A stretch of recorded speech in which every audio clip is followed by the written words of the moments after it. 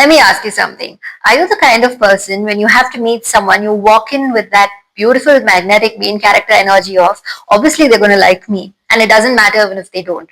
Or are you the kind of person who walks in with that anxious pre rejection energy of, they're not going to like me, they're going to judge me, so maybe I should just not show up at all?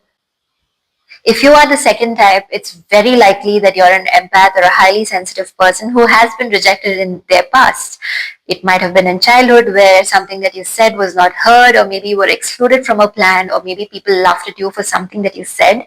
And so you adopted this story that maybe if I reject myself, I won't have to face the pain of rejection from someone else. It was your brain's way of protecting you, but what it's actually doing to you as an adult is that it's stopping you from attracting opportunities. It's stopping you from finding connection. It's stopping you from really living a full life.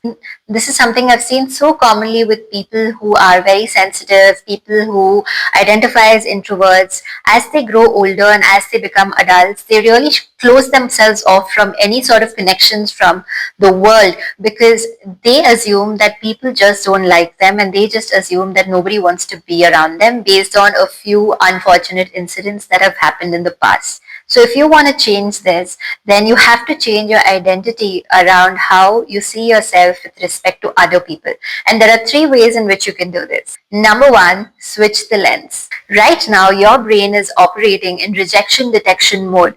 Your reticular activating system shows you more of what you believe and more of what you've trained it to look for. So if you've trained yourself to look for people who reject you, you'll start noticing micro expressions, you'll start noticing weird texts, you'll start noticing body language and subtle changes in tones, and you'll immediately jump to the conclusion of, see, I knew they didn't like me, I knew they didn't want to meet me. So what I want you to do is I want you to switch the lens. Start looking for evidences where people actually like you, where people send you nice messages, where when you meet somebody they greet you with a smile, they stay for a little extra while because they really enjoy the conversation, or maybe they tilt their head in curiosity when you speak.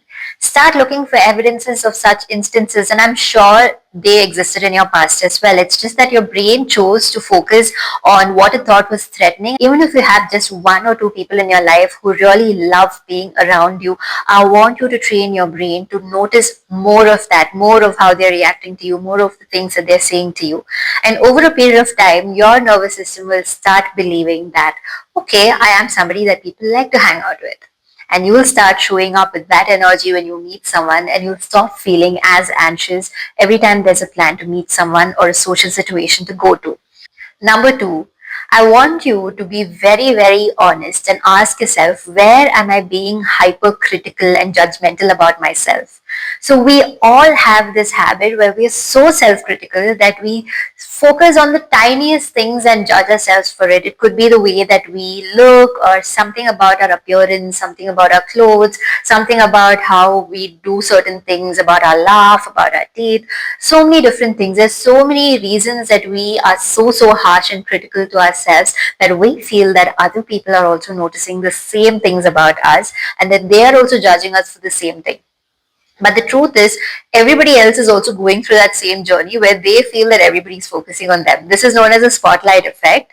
So people are really not observing or noticing or hyper focusing on you the way you think they are or the way you are doing to yourself. There's so many instances where this has happened in my past as well, where I've stopped meeting people because I felt very conscious about like my arms, or maybe I felt conscious about dark circles or something ridiculous like that. So I just made excuses to not go and meet people. I made excuses to not show up for social situations. And after a while, I just realized that, okay, this has just completely cut me off from all connections. I'm sure nobody cares about these things. At least I have not cared about it in another person, and I've seen it in somebody else. I don't judge them for it. So why should another person judge me for something that I'm so critical about? Really catch yourself when you're being judgmental and start accepting those parts of you. Start accepting them as a part of yourself. Change them if you can, and if you can't change, it's totally okay. We're all so unique. All of us have imperfections. Every single person does, and if we don't, we're probably like AI generated or something. So it's totally okay to be imperfect. So accept that as beauty and really embrace it so that you can show up confidently, knowing that nobody else is noticing you as much as you're noticing yourself. Number three, become your own safety. So a lot of times people get so focused on what they're saying to another person that they're constantly judging. You say something and you wait for their reaction. If they don't react the way that you think they should, you immediately spiral and you immediately start overthinking as to whether you said something that offended them, whether you said the incorrect thing, and you start overthinking to a point where it's so crippling. So, I want you to build some safety within yourself and show your nervous system that you got it. Like, you know what you're saying, and it's totally okay to say what you want to say, speak the truth, totally okay to like voice your opinions, voice your preferences, and you're going to be fine. Just the way you would appreciate if another person does the same, they would appreciate if you also just showed up, just being unapologetically yourself. So practice showing up for yourself when you said you would. Practice speaking up your preferences. Practice saying no, setting boundaries. And this shows your nervous system that you are somebody that you can trust. And when it feels a sense of safety, it's going to walk into a room with that, emanating that vibration of safety, and people around you will also sense that and feel calm around you, as opposed to really feeling your anxious energy and feeling kind of like off around you. So here's the truth I want you to walk away with. Most people aren't scrutinizing you the way that you think they are. The only thing people really relate to and people remember is the energy that you bring into a room. And the only way you can change your energy is by fully accepting yourself and fully knowing that you're fine just the way you are. Because the most magnetic thing about you isn't the absence of flaws, it's the presence of extreme self-trust and self-acceptance. If you found this video helpful, hit that subscribe button if you haven't done so yet. I have a free authenticity workbook for you in the show notes so that you can get to know yourself a lot better, so that you can accept yourself better, and you can walk into a room fully owning yourself. So download that workbook, subscribe to the channel, and I'll see you in the next one. Bye bye.